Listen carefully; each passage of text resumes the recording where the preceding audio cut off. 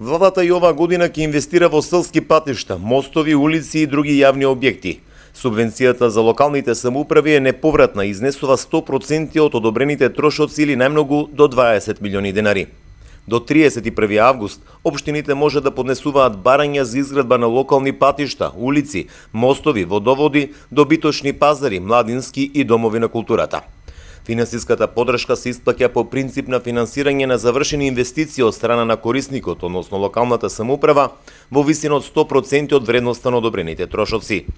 По барање на корисникот, односно општината, субвенцијата може да се додели во вид на аванс во висина од 20% од вредноста на одобрените трошоци, или парите може да се добијат на две рати, односно во согласност со фазите за реализација на инвестицијата.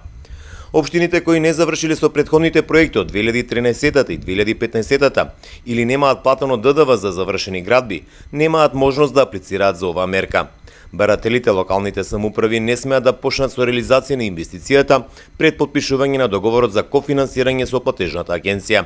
Според информациите од Југоистокот, речиси сите локални самоуправи ќе аплицираат за средства од оваа програма за инвестиции во руралните средини.